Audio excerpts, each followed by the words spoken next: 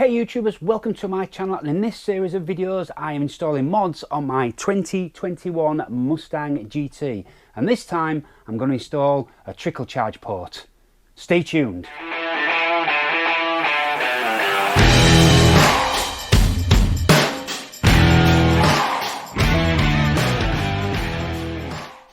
For more videos like this and to support the channel, please subscribe. It's totally free to you guys, but it really does help my channel. And if you do like this one, then give it the thumbs up. And don't forget to follow me on Fun to Drive Cars on Instagram. I'll put the link up down there where you get sneak peeks of upcoming videos.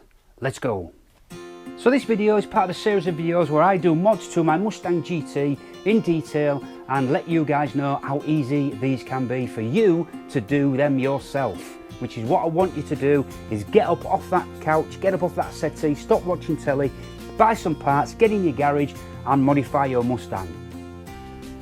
Watch to the end where I reveal where I got these parts from, how much they cost and what the quality is like, and if you think you can find cheaper and better quality parts online somewhere, then drop me a comment down below and maybe that'll benefit some other viewers.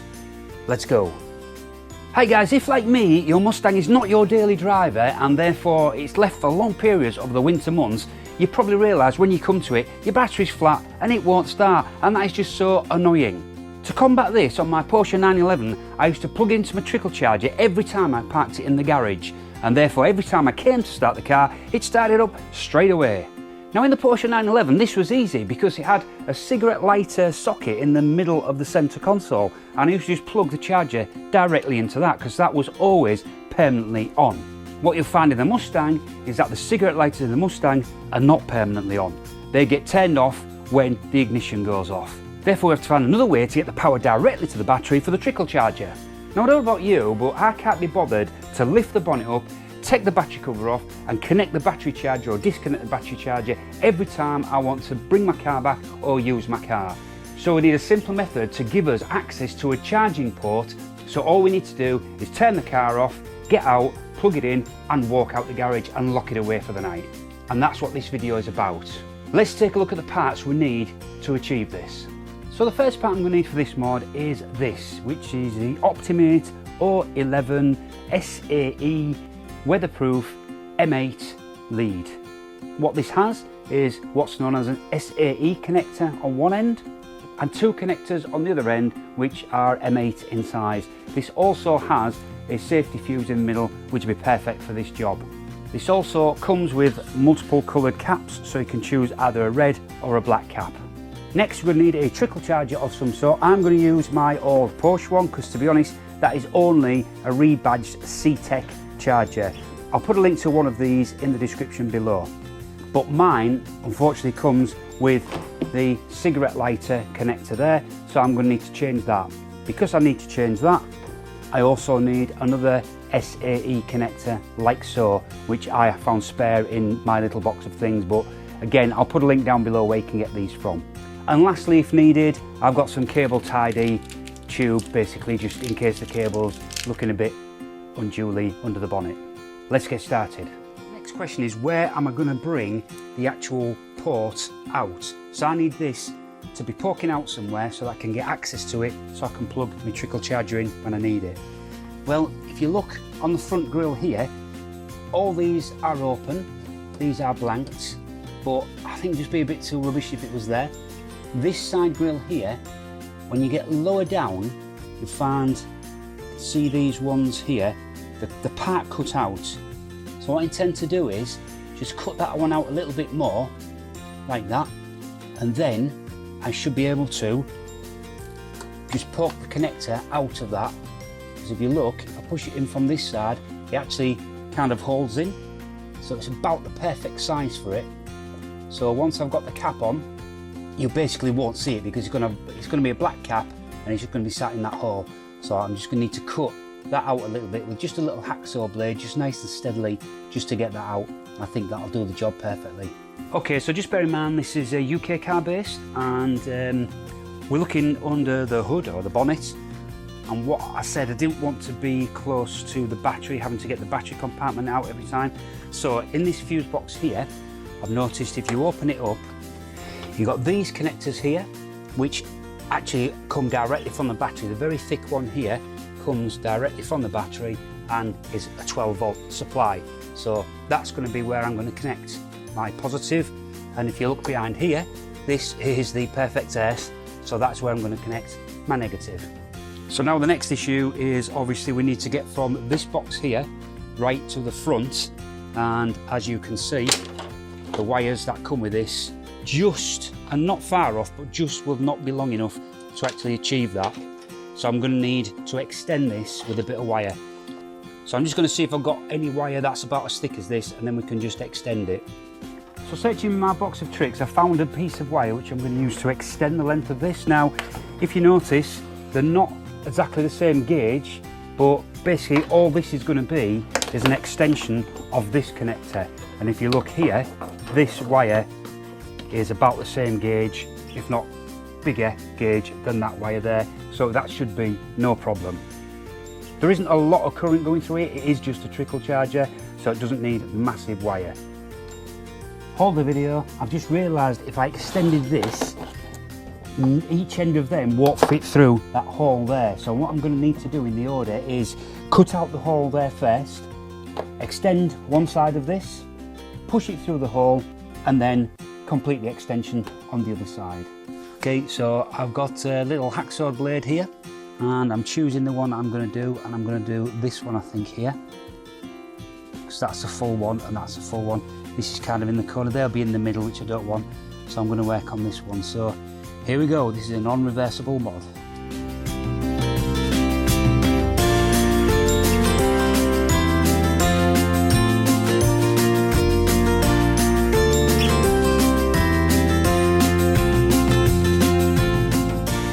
It didn't go too bad, so I cut it down the two straight edges, then straight down the middle, scored the diagonal sides, and then pushed it in, and it just snapped off, so that was great. So that's come out quite easy.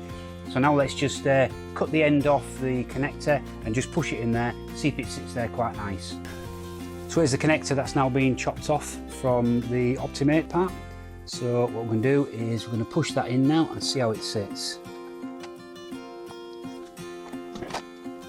So this is pretty tight, but it's catching just on this raised edge here and raised edge there. So what I'm going to do is just file that off a little bit.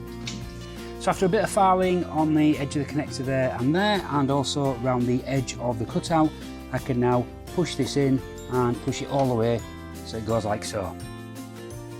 Perfect. So to carry out this first extension, what we're going to need is the plug that I've just cut off, and the actual wire itself, and also we need some of these, which are the heat shrink tubes. So they will help to protect the connection when we put them in, and also soldering iron with some solder.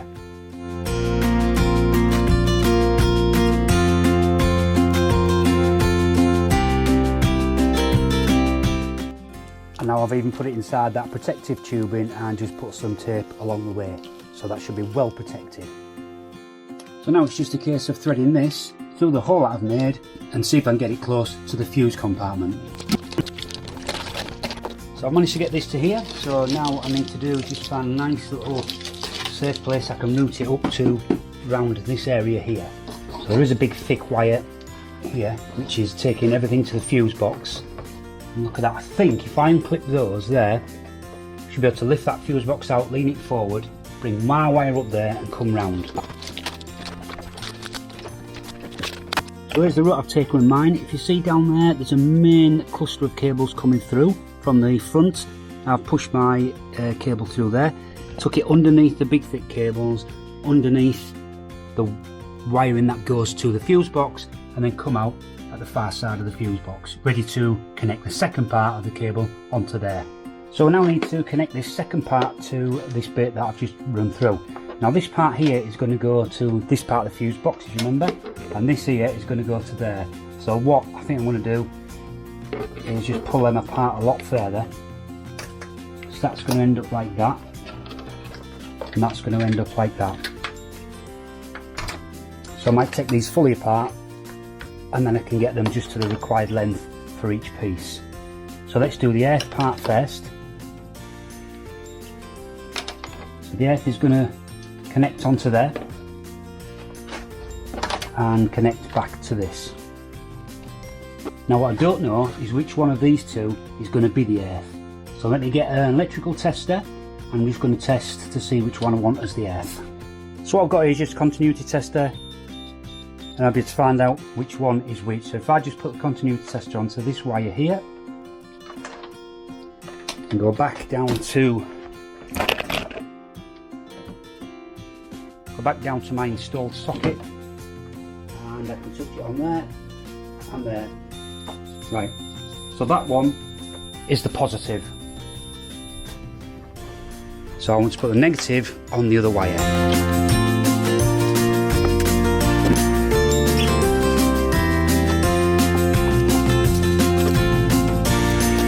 And I'll run the positive cable just underneath this connector here and popping out the bottom here, and I'll now connect this up to there. Now it's just tidying this up and connecting this to the positive terminal, and then we're done on the car side. So now it's a case of removing this nut here so I can get my cable, which is here, on top of it. Now I've got to be careful because this is obviously full battery. I've got to make sure I don't touch anything earthwise with this. So here we go.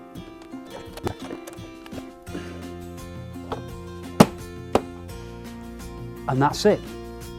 That means the front of the car is now live. What I can now do is I'll get my tester on the front and make sure I've got 12 volts across those two connectors. So where we are at the front again, so I've got my tester here, which I'm going to set to 20 volts DC. Okay, so if I put the red on this one here and the black on this one, that should show a positive 12 volts, 11.8. If I reverse them, I should get a negative reading, like that. So I know that this one now is definitely the positive. So let's put the rubber seal on this, and then we've finished on this side.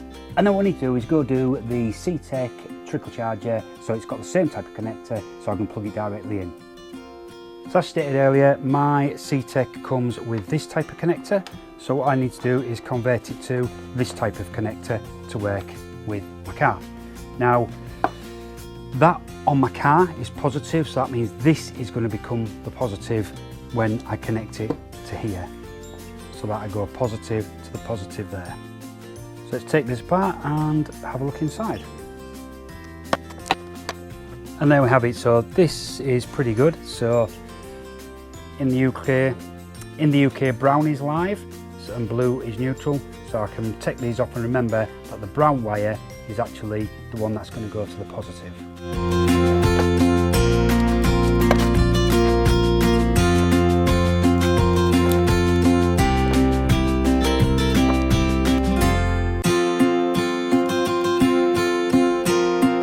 All done. Okay, now it's testing time, so here we go. Access to the socket, pull the cover off, connect this only one way, which will go like so, and leave it like that. And now CTEK is plugged in, and what we're going to do is put it onto the mode, and what should happen, should be able to put it on the car mode and it should go to charging. So let's see. Yay, there we go, perfect. So there we go, and we now have an easy access trickle charge port, which I can get to anytime without having to go under the bonnet, and I can just plug the car in every time I bring it into the garage and easily unplug it. Just got to remember to unplug it before I drive off, but you know what, worst it'll do is just pull the actual connector straight out of there, and that should be fine. So all that work I've just done there is surely worthy of a subscribe, so please hit that subscribe button. It is actually free, it costs you nothing, but it really does help this channel. So please go ahead, smash the subscribe button.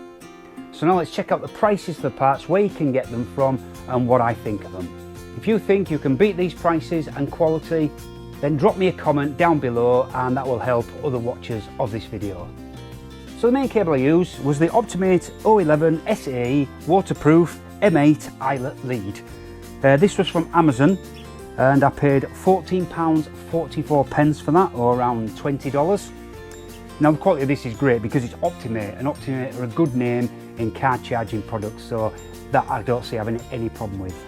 So the extra SAE connector that I used to convert the end of the trickle charger, I already had that, I found it in my box, but I've looked around on eBay and you can get these for £2.99 or $4. I'll throw up a shot on the screen and a link in the description for those parts. Now, the last thing you need is obviously the car battery maintainer or a CTEK charger.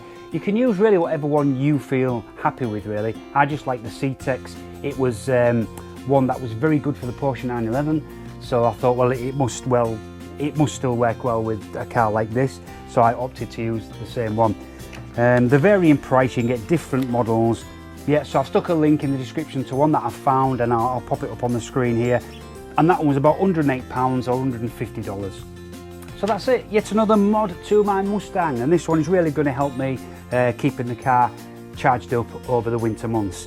So if you've done this to your car, please drop me a comment to say that you've done it and how you got on with it, and any other comments, obviously stick them down there. Any other mods you think I should maybe be doing, stick that in the comments and I could look at them. So if you enjoyed this, again, don't forget to subscribe and hit that like button, and until the next time, take care.